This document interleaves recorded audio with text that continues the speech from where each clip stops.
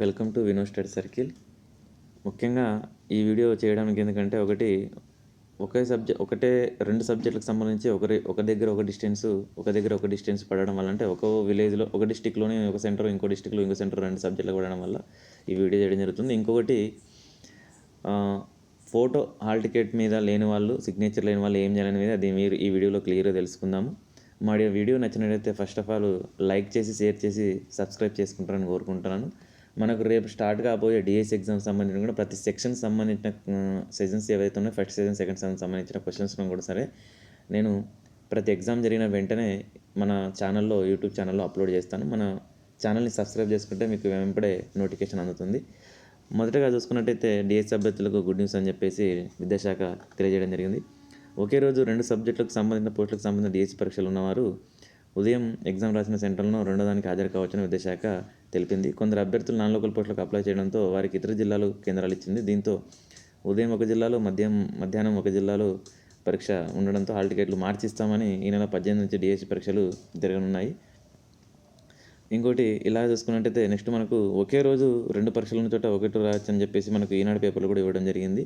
దీనిపై డిఎస్సిపై పాఠశాల విద్యాశాఖ నిర్ణయం తీసుకుంది. ఒకరోజు 2 సబ్జెక్టులకు పోస్టులకు సంబంధించి డిఎస్సి పరీక్షలు ఉంటే అలాంటి వారు ఉదయం పరీక్ష రాసిన చోటనే రెండో పరీక్షకు హాజరు కావచ్చని విద్యాశాఖ తెలిపింది. వాటికి సంబంధించిన ఎలాంటిదైతే ఉందో దానికి సంబంధించినవన్నీ మనకు హాల్ టికెట్లో ఇస్తామని చెప్పేసి చెప్పారు.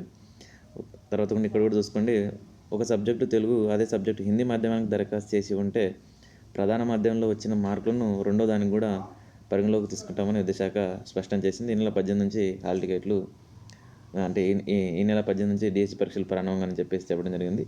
ఇక్కడ చూసుకున్నట్టయితే కొందరికి ఇలా వస్తుందండి.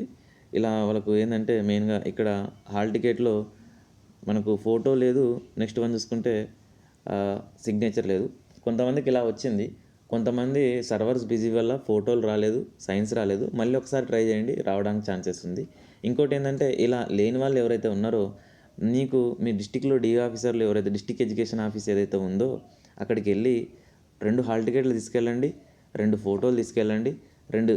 ఎందుకంటే 2 హాల్ టికెట్ల మీద ఒక హాల్ టికెట్ మీ దగ్గర ఉండాలి, ఒక హాల్ టికెట్ వాళ్ళు తీసుకుంటారు. ఎందుకు చెప్తున్నానంటే మనం ప్రూఫ్స్ కోసం కంపల్సరీ అవసరం కాబట్టి ఒక హాల్ టికెట్లో హాల్ టికెట్ మీద మీ ఫోటో అతికించండి, కింద సైన్ చేయండి.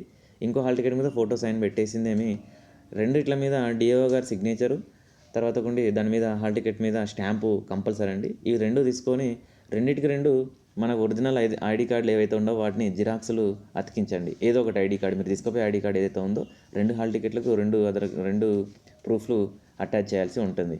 ఇది ఎందుకంటే ప్రీవియస్ సంబంధించిన ఎగ్జామ్స్లో కూడా సరే మనకు ఇలాగనే వచ్చింది కాబట్టి హాల్ టికెట్లకు రాలేదు కాబట్టి వాళ్ళే కన్సిడర్ చేస్తారని కోరుకుంటున్నాను. Thank you so much for everyone.